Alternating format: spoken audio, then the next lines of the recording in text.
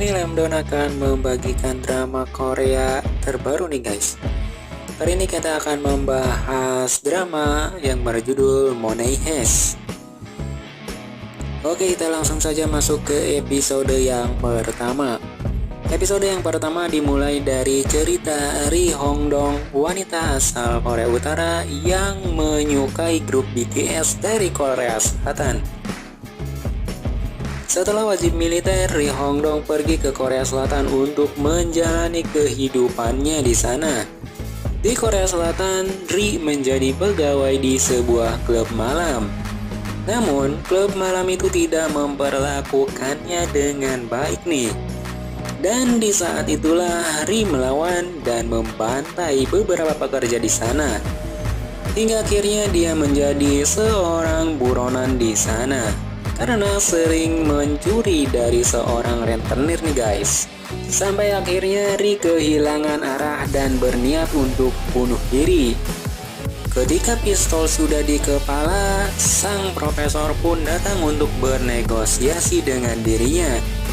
Sang profesor mengajak pada dirinya untuk bergabung dengannya dalam rangka menjalankan misi untuk merampok orang-orang jahat dan mengguncangkan dunia. Karena negosiasi sang profesor sangat baik, akhirnya Ri pun ikut dengannya dan menjalankan misi yang luar biasa itu. Ternyata bukan hanya dirinya yang dia ajak, ada banyak orang yang diajak dalam misi ini. Penyusunan rencana pun dimulai. Untuk menjaga kerahasiaan, mereka menyamarkan nama mereka masing-masing dengan nama-nama di tiap kota yang ada di dunia. Dan nama itu adalah Rio, Denver, Moskow, Nairobi, Helsinki, Oslo, Berlin, dan Tokyo. Berbulan-bulan mereka menyusun rencana hingga akhirnya mereka memulai aksinya di tempat percetakan mata uang negara yang ada di daerah perbatasan. Mereka masuk dengan memanfaatkan truk yang membawa uang. Dengan keahliannya masing-masing, mereka pun bekerja. Hal yang pertama mereka lakukan adalah memblokade rombongan yang membawa uang di dalam kontainer. Mereka mengambil alih mobil kontainer hingga mobil polisi. Dan dalam pintu masuk pun mereka memalsukan identitas mereka agar bisa masuk, tentunya dengan membobol terlebih dahulu sistem karyawan di sana oleh Rio agar mereka bisa masuk. Selanjutnya yang lain pun masuk dan mereka langsung menembakkan tembakan ke udara sebagai tanda peringatan dan menyandra para pegawai dan anak sekolah yang sedang berkunjung di sana. Salah satunya di sana ada anak dari kedutaan Amerika Serikat. Sementara sang profesor memantau dan memberi instruksi pada mereka dari jauh nih teman-teman. Mereka diperintahkan untuk mencuri tetapi jangan sampai melukai siapapun di sana. Setelah berhasil mengambil uang yang ada di kontainer, mereka pun mengambil uang yang ada di berangkas dengan membobolnya. Dan tugas itu dilakukan oleh si gendut Moskow. Rencana selanjutnya adalah memanggil tim keamanan di sana dengan cara menekan tombol alarm manual di sana. Tak butuh waktu lama, polisi yang berjaga pun datang.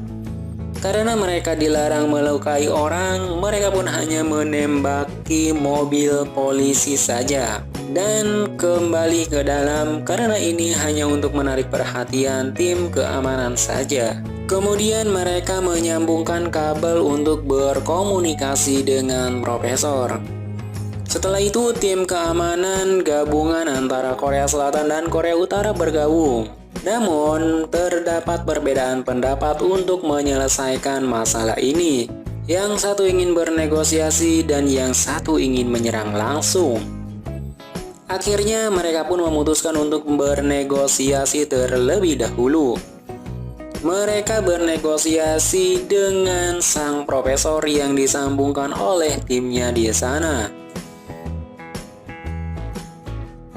Karena bernegosiasi tak kunjung menemui titik terang, akhirnya mereka berniat untuk menyerang langsung ke sana dan menyuruh negosiator dari Korea Selatan untuk pulang.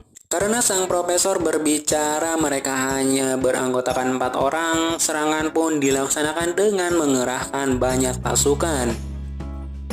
Mereka yakin bahwa mereka akan segera membereskan penyanderaan itu. Tapi ternyata tidak semudah yang mereka bayangkan.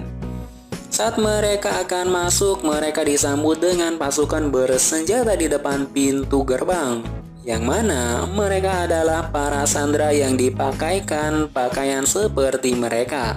Kemudian mereka pun menyiarkan siaran langsung di sosial media yang ternyata ada seorang anak pejabat di sana, yang itu membuat mereka menarik mundur semua pasukannya.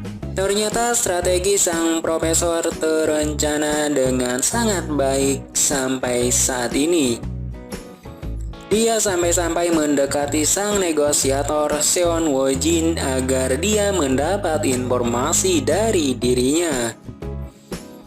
Karena penyerangan gagal, pimpinan pun menyuruh Seon untuk kembali ke sana untuk bernegosiasi ulang, dan itulah yang para penjahat inginkan.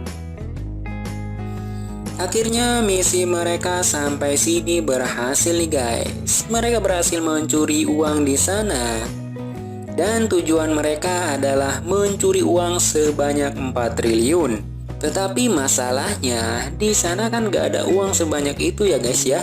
Dan pintarnya sang profesor menargetkan tempat percetakan uang adalah mereka akan mencetaknya sendiri sebanyak 4 triliun dengan bantuan pegawai di sana dan dengan alat yang asli tanpa tahu itu milik siapa. Karena uang itu adalah uang yang baru saja dicetak.